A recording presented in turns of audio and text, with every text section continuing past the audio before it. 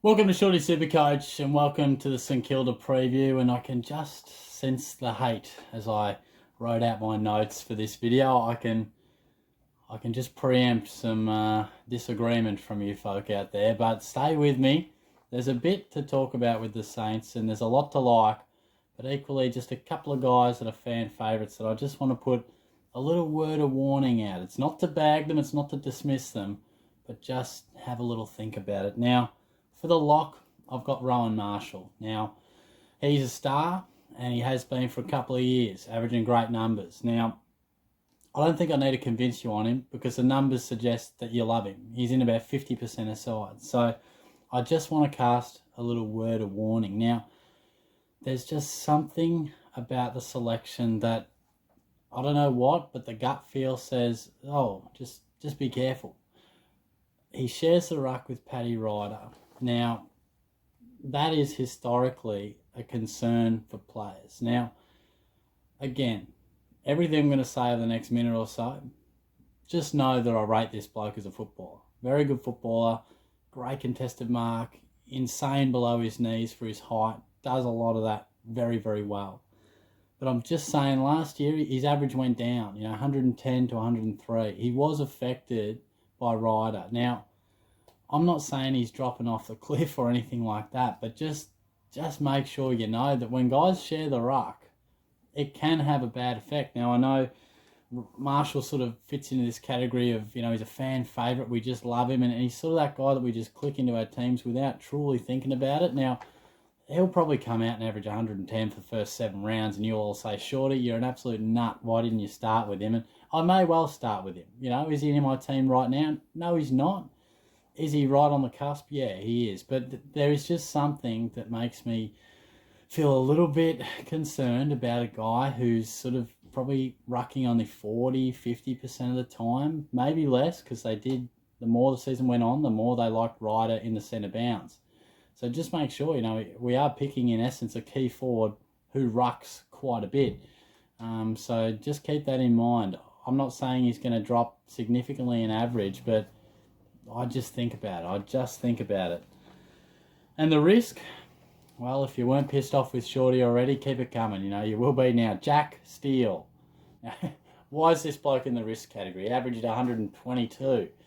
Well, all I'm saying is that I think this guy is the prime example of a player that I would look to get into my side after 6 to 10 rounds. I just think he's exploded, went from 95 to 122. Outstanding. Brad Crouch comes to the club. How will that affect him? I don't know. And that's the thing. I've got no idea. It might help him a touch. He might be able to continue to average more than 115 comfortably. Or it might sort of see him share the points just a smidgen and he might drop back to 110. 122 is an unbelievable effort. You're paying 660k for a guy who's done it once. Now, if this was Pendlebury in his prime, Gary Ablett, Dangerfield when he was absolutely firing on all cylinders, Nat Fyfe, these are superstars of the game. Jack Steele may prove to be that in a few years, but right here, right now, he's done it once. And I'm always wary. The same can be said for Christian Petrarca. It's not to say they can't do it again. It's just to say I've only seen it once. Can they back it up? And I can say with absolute confidence that Steele's going to drop in price. So I just think he's a guy that I'm quite happy to pass on my initial side and pick up later. So it's not a risk about his scoring ability, but just make sure you have a good think about it, that he has only done it 1 year. And 600k and a bit more, that's a lot of coin. You want to make sure that they are absolutely no doubt of repeating premium numbers. So just keep that in mind. In terms of the breakout, I've got a few names, and look, probably I've got 3, and you'll probably start with none of them, but they all sort of deserve to be put on the radar. Might give you someone else to think about, and I think it would help in your Supercoach draft team as well. I've got 2 guys who are priced about the same, one in the back line, one in the midfield. Jade Gresham is the first. He's at 438, and he's so much better than that. I mean, this guy was talked about, a year or so ago as the Saints' best midfielder. Now, where's he sort of gone? He's had troubles with the body. I think he could explode at some stage in his career. He's fantastic around the clearance, and he's better than those numbers. He's pure mid, you're not going to pick him. You know, I'm not trying to say pick the guy, but just have him on the notepad when it comes to Supercoach draft with your mates, because you might get a sneaky steal.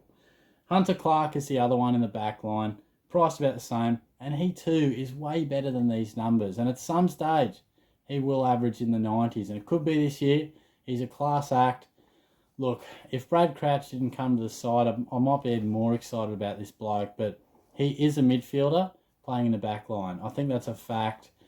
You know, we've sort of seen it with Callum Mills, and I feel like Clark will be similar. Highly touted, applies his trade in the back line for some time, and then eventually will be unleashed in the midfield. There's a lot of talk about Mills doing that this year, and we've seen it on other occasions as well with different types.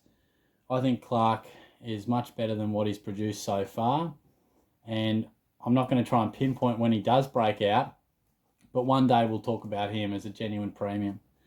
And a bit of a left field one is Jack Higgins. Now, I know you're probably thinking, gee, he's just like a forward pocket type, the bloke can barely speak, but he's a smart footballer. And do you recall his under-18 numbers? Enormous. He's fantastic, big numbers. Now, he's got a happy knack of finding the goals, but also pushing up the ground and just getting involved. He's a great link man, and he's just got a good footy IQ. Maybe even better than his actual IQ. But I think he's a guy that we've probably just got to keep on the radar in years to come. Maybe not this year, but again, keep him on your Supercoach draft watch list, and I'll certainly be having a look just sort of what position he does play. If he's more of a deeper type forward for the Saints, then yeah, we can just say catch you later. But if he is a bit high, and he has had some reasonably solid averages for the Tigers and just individual games that just suggest this guy could be one for the future. So I reckon you'll relish the changing club and just keep him in your mind. No chance for my side. Look, I didn't really have anyone that relevant. I've just gone Dan Hanbury. You know, he's in 2% of sides. He should be in 0, but I don't know. People sort of get excited about Dan, you know, if he could get his body right and the numbers he's done previously and sort of an experienced campaigner in the up-and-coming Saints side. It all sounds very good, but the fact is his body's cooked. I don't think he's got his best football anywhere near him now. I mean, it's definitely behind him. He'll have games where he looks like the Dan of old, but there's absolutely no reason we should be picking him. So I know he's cheap. I know the name looks good, but just got to keep scroll by him. So let me know what you think. I bet you a few people didn't enjoy the Marshall and Steele commentary, but hey, that's what you get with Shorty. You just call it our seat, but you're not always going to agree, and I do enjoy some of the comments that roll through, getting stuck right into me. So I appreciate all the support, whether you've been on board the last couple of weeks or the last 4 or 5 years. It's always good. So I'll be back soon. Take a look at the Swans. Cheers.